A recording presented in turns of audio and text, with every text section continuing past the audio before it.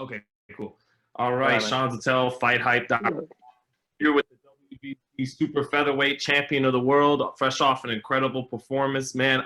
Oscar, right before we get to your great fight, September 10th, your first title defense. What did you think of Pacquiao over the weekend? I imagine Pacquiao's a fighter you like, you know?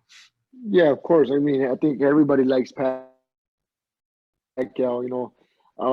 I was just surprised and amazed about how Pacquiao, at 42 years old, could still be competing against young, uh, talented fighters. To elite fighters like Ugas. Ugas might not be the youngest fighter, but he's still up there with any other welterweight. In the welterweight division, I think he can give anybody problems. And seeing Pacquiao, even though he lost, you still gotta admire his ability and just admire his whole career. And seeing him do this, step in the ring and fighting the way he does, well, it just brings nothing but motivation. And I'm surprised of how somebody at that age could still be, throwing hands the way he does. So I really admire Pacquiao for what he's doing, and I truly believe he should deserve the fight of a decade because it's crazy what he's doing.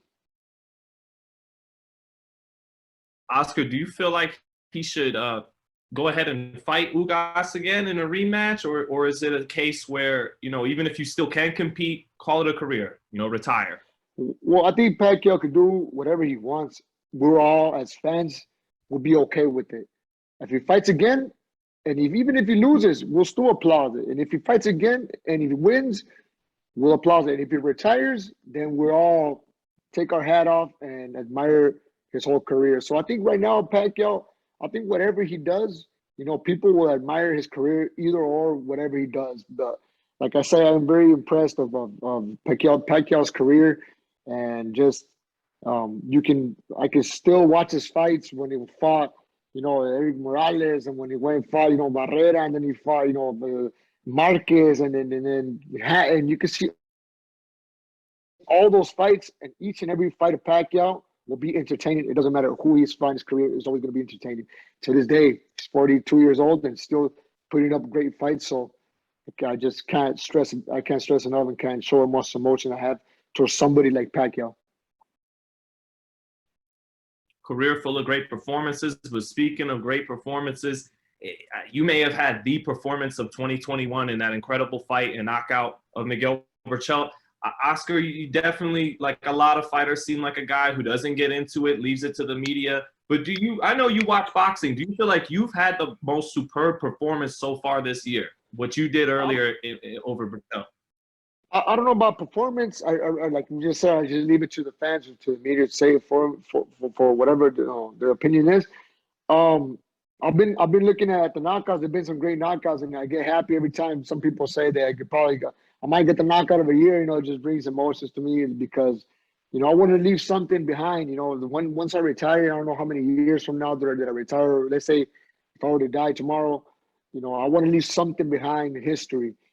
And if I can get the knockout of a year and that'll be in history, well, that's perfect with me. I'll die happy.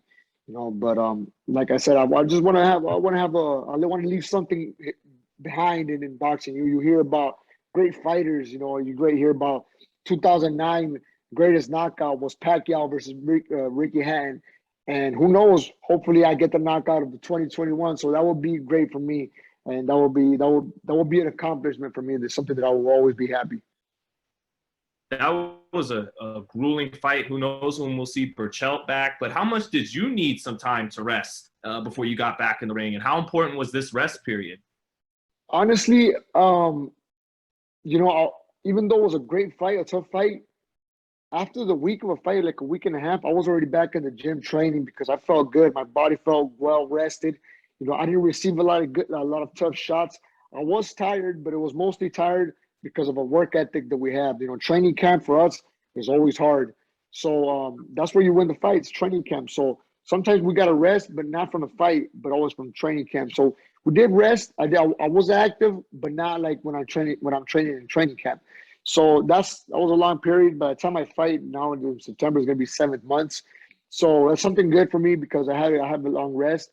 And I feel I'm fresh right now. I'm excited for this new fight coming up, and yeah, I mean, the rest was, it was a great vacation with my family. I really enjoyed it. I really enjoyed, you know, living each and every moment as a champion. People coming up to me and congratulating me. Obviously, I'm well focused. I can't believe the hype. That's something that's always in my mind. Don't believe everything. Don't believe everything. You got to stick to that mindset that I had before.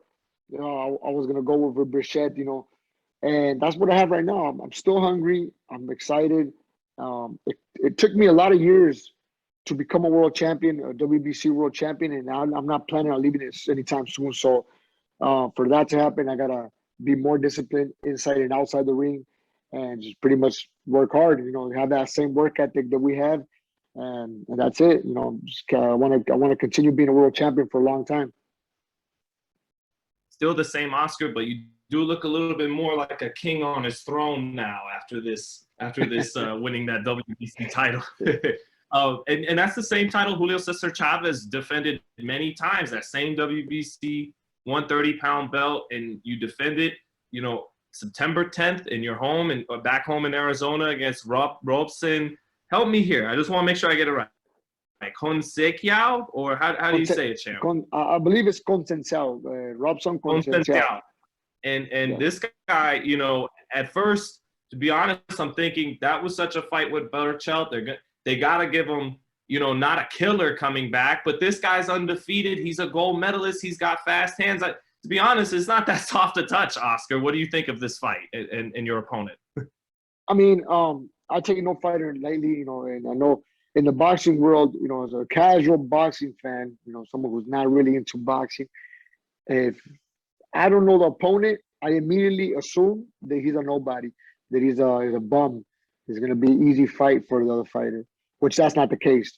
Robson Conceicao is a 3-time Olympian, a gold medalist, a fighter who I fought in the amateurs, who he came out victorious in a Pan American championship in the finals. He beat me.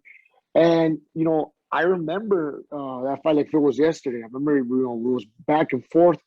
We were both taking good shots. And, obviously we know now that we're both different fighters. He's improved a lot.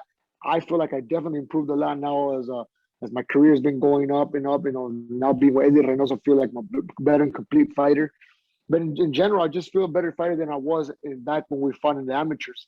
So I definitely don't take Robson lightly at all. If people out there think this is gonna be an easy fight, I personally don't think it. So my mindset is still I'm still going up against a hungry fighter who's trying to take away food on the table for my family. He's trying to take that belt, and that belt puts food on the table for my family. So I'm gonna go in there with my mindset and my mentality to win this fight no matter what. It doesn't matter how, but I have to win. I have to win because one of my biggest goals in the sport in my life is to become recognized as one of the best Mexican fighters in history. I want to be in that list. In that list where you got Chavez, you got Salvador Sanchez, you got Eric Morales, Marquez, Finito Lopez, you got great fighters, the Pino Cuevas, Chiquita Gonzalez, and then,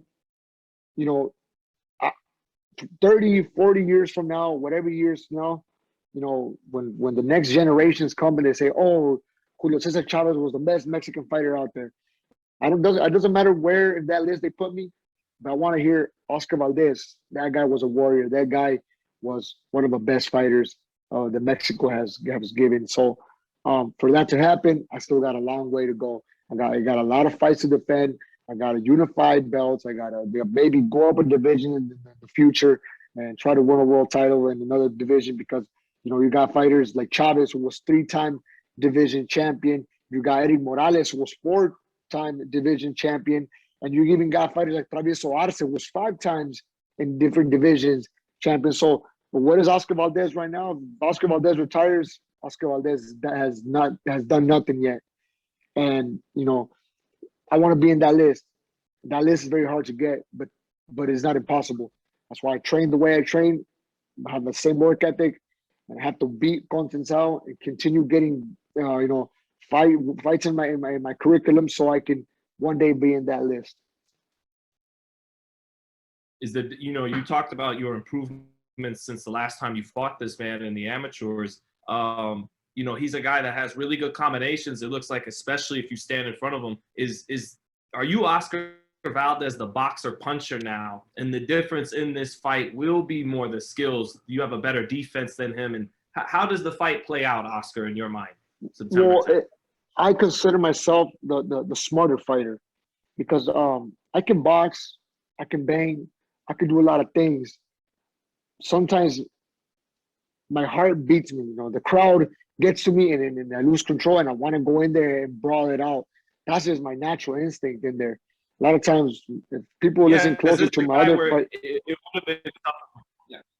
Is this a guy where it would have been tougher before Reynoso because of that, where you would have, yes, you know, that's kind of suckered into going toe to toe instead of using the new skills that you. Yeah, go ahead. So now I can use the new. If you can, people listen close to my last fight. You know, you have Eddie Reynoso yell at me the whole time to not lose focus.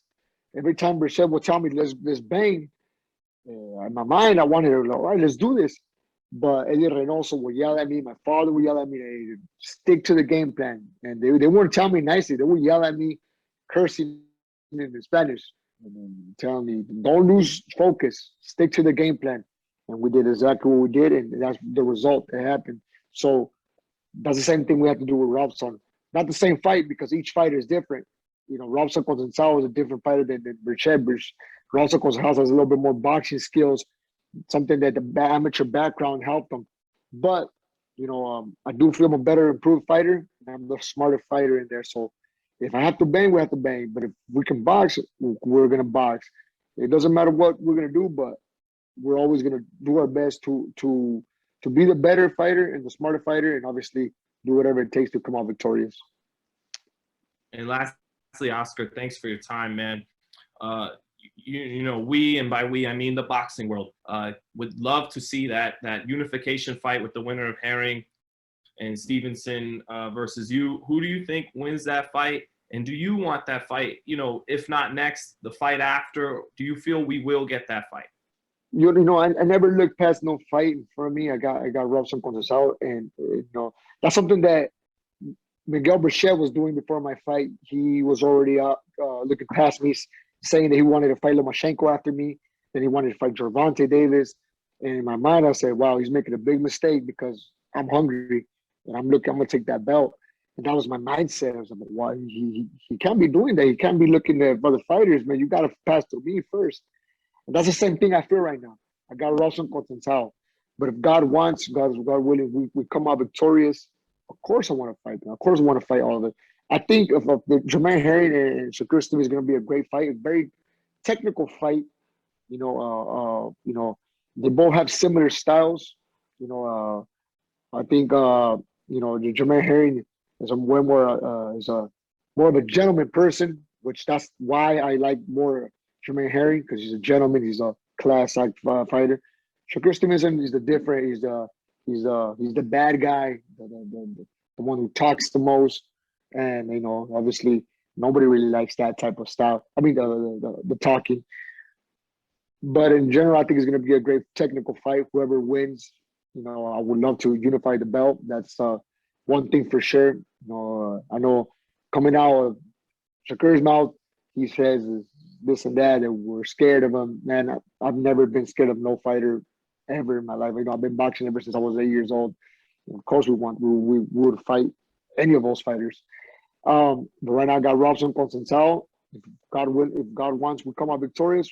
You know, 2022, definitely will want to unify my belt with all the champions. If it's the winner of Jermaine Herring and Shakur, maybe I don't know who the other champions are in the other divisions, but I know the other organizations.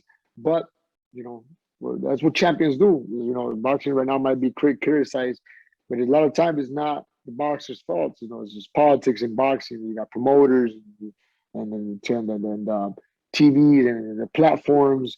But this one, they shouldn't have a problem because we're both with the same promoter, which is Top Rank. Thanks so much, Oscar. Love watching you fight, man. Just love watching fight. Can't wait to see you defend the title on ESPN September 10, your hometown in Arizona. Just thanks, brother. Thank you. Anytime, man. You know it. Thanks.